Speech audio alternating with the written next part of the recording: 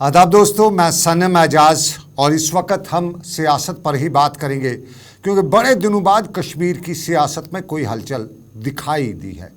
ये हलचल ठीक कल उस वक्त दिखाई दी जब पहले एक कौमी टेलीविज़न चैनल पर बशारत बुखारी जो पीपल्स कॉन्फ्रेंस के वाइस प्रेसिडेंट थे उनके हवाले से एक बयान जारी हुआ और उस बयान में बशारत बुखारी ने ये भी बताया कि वो पिछले एक महीने से पीपल्स कॉन्फ्रेंस से खामोश हैं, पीपल्स कॉन्फ्रेंस से कुछ दूरियां बनाए हुए हैं और दूसरे दिन अचानक उनके बयान के लगभग 24 घंटों के बीच में ही पीपल्स कॉन्फ्रेंस का ट्वीट आया और उसमें बताया गया कि उन्होंने पार्टी की मुखालिफ सरगर्मियों की पादाश के में बशारत बुखारी को पार्टी से अलग कर दिया है। ये पीपल्स कॉन्फ्रेंस का ट्वीट आया और उसके बाद बहुत से सवालात उठना शुरू हुए।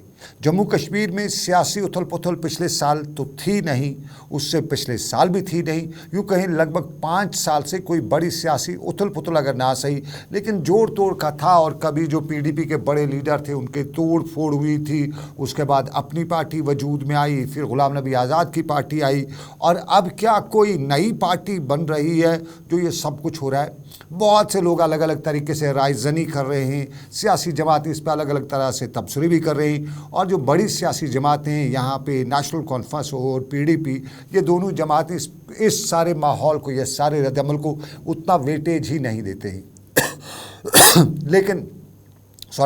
लेकिन ये जो जमात, ये जो बशारत बुखारी का इस वक्त निकलना या निकालना, दो चीज़ें इसमें। निकलने के लिए वो तैयार थे लेकिन जो शॉट खेला वो पीपल्स कॉन्फ्रेंस ने खेला। उन्होंने एक तरह से पहले ही उनका जो एक्सपेल करने का जो ट्वीट जारी किया तो एक तरह से उन्हें मौका नहीं रखा कि आखिर क्या वजह है। लेकिन बशारत बुखारी से बहुत से मीडिया के लोगों ने जानने की वजह चाही कि आखिर क्या वजह है कि आप पार्टी मुखालिफ सरगर्मियों में मुलविस थे या आप दूरियां बनाए हुए थे। तो बशारत बुखारी ने यूजुअली खुल के किसी का जवाब नहीं दिया। यूँ यही उसका जो उनके क्लोज क्वार्टर्स हैं उनका कहना था कि वो अपने आप को यहाँ फिट नहीं तस्वर कर रहे थे। और सबसे बड़ी बात कि जिस तरह से एटीट्यूड और बिहेव की बात की जा रही थी, जो एटीट्यूड रहता है वो वहाँ पे सही नहीं था। ये उनके जो क्लोज क्वार्टर्स वो बता रहे हैं। और फिर पीपल्स कॉन्फ्रेंस से बात की गई तो उनका ये भी कहना था कि वो जो है वो अपने आप को इस सारे सिस्टम से कहें, उनका अल्फाज के मुताबिक उसको आदत है दल बदलू की। पहले पीडीपी में था, पीडीपी के बाद नेशनल कॉन्फ्रेंस में आया, नेशनल कॉन्फ्रेंस के बाद यहाँ पे आया, अब कहीं और है। उन कुछ लोगों का ख्याल था या बयान था कि वो किसी और पार्टी में जा रहे हैं। लेकिन क्या वाकई वो सियासत में जिस तरह उन्होंने बयान अपना जारी दिया था, उस बयान में कुछ मीडिया के नुमाइंदे उनसे पूछा था, उन्होंने कहा था कि वो अपने आप को उनके अल्फाज के मुताबिक इस पार्टी को उतना ग्रो करते हुए नहीं देख रहे थे क्योंकि ये सिर्फ नॉर्थ तक की फैली हुई थी, नॉर्थ से आगे इसका कोई बड़ा कैनवास नहीं था। और फिर एक बयान ये भी कि इस पार्टी में उनको एक जहनी डिप्रेशन का शिकार होना पड़ रहा था क्योंकि बहुत से लोग उन्हें इख्वानियों की जो नज़र से देख रहे थे। इख्वानियों के बारे में कश्मीरी जानते हैं, देश के बाकी से नहीं, मैं नहीं लोग जानते होंगे। इख्वानी एक वो कौम है कश्मीर की, रही है जिस कौम के बारे में आम कश्मीरी की राय यही थी कि इसकी तरफ देखना भी मनहूसियत है और वो इख्वानी वाला तरज जो है उसने इसका इस तरह का इल्ज़ाम लगाया। लेकिन पीडीपी के कुछ और, पीपल्स कॉन्फ्रेंस के कुछ और हल्के ये भी बता रहे हैं कि तार उनके बहुत जुड़े हुए हैं और वो अकेले नहीं हैं।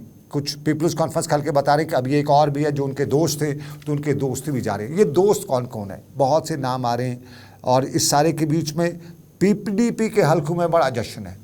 पीडीपी के हल्के बता रहे हैं कि उन्हें जिस तरह से उनकी जो तोड़ फोड़ हुई उसके बाद बहुत से लीडर हैं वो वापस आना चाहते हैं और हम अपने जो क्लोज क्वार्टर्स हैं, जो पीडीपी के क्लोज क्वार्टर्स, उनसे हमें ये भी मालूम हुआ कि कुछ लोगों ने बड़ी तगदो कर रखी है उनके घर तक पहुंचने की, पीडीपी के सदर महबूबा मुफ्ती के घर तक पहुंचने की।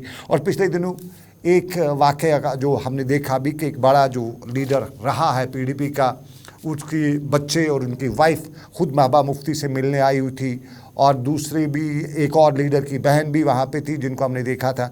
तो माना यही जा रहा था कि ये लोग जो है, उन लोगों की जो फैमिली के लोग जो महबूबा मुफ्ती से मिलने आए थे वो वहाँ पे एक तरह से पार्टी में वापसी की बात करते हुए आ रही थी। पहले पहले महबूबा मुफ्ती बड़ी इसके ख़िलाफ़ थी, वो चाहती थी कि वो कहती थी खुलेआम, वो कहती थी कि मैं इस तरह के लोगों को वापस अलाउ नहीं करेंगी। लेकिन शायद अब महबूबा मुफ्ती का मूड बदल चुका है, क्योंकि इसी हफ्ते जब हम महबूबा मुफ्ती से मैं खुद मिला तो महबूबा मुफ्ती से बात करने के बाद हमें ये भी मालूम हुआ, जब मैंने उनसे सवाल पूछा कि कुछ क्वार्टर्स के बारे में बताया जाता है कि वो पार्टी में वापस आ रहे हैं या आना चाहते हैं, आपसे मुलाकातें हुई हैं उनके क्लोज़ क्वार्टर्स की, तो उनका यही कहना था, उनने चुप्पी उस पर की। और जब पिछले साल मैंने ये सवाल उन्हें किया तो तब वो बहुत वहाँ से गुस्से में आ गई थी और उन्होंने तब बताया था कि किसी को यहाँ पे इजाज़त नहीं होगी। लेकिन जब मैंने ये पिछले हफ्ते उनसे एक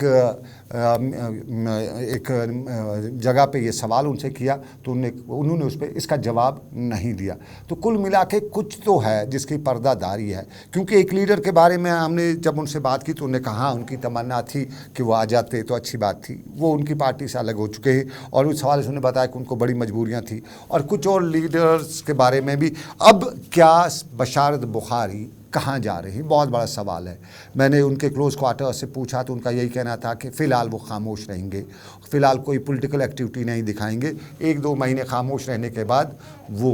अब इस बीच में एक और ख़बर भी है कि गांदरबल से लेके कुछ और जो है जुनैद मत्तू वगैरह एक नई पार्टी बना रहे हैं और दिल्ली से वो स्पॉन्सर्ड पार्टी होगी, ये भी लोग बता रहे हैं। और कुछ लोग बता रहे हैं कि उनको आशीर्वाद जो है वो भी है। क्या बशारत बुखारी इस तरह कोई और पार्टी बना रहे हैं तो इसके तरफ से नेगेटिव हर तरफ से देखने को मिल रहा है। लेकिन सियासत में उथल पुथल ये ठीक उस वक्त हो रही है जब जम्मू कश्मीर में बल्दियाती इंतखाबात के लिए भी कहीं न कहीं सरगर्मियाँ कुछ शुरू दिखाई दे रही हैं और आने वाले साल में पार्लिमानी इंतखाबात हैं।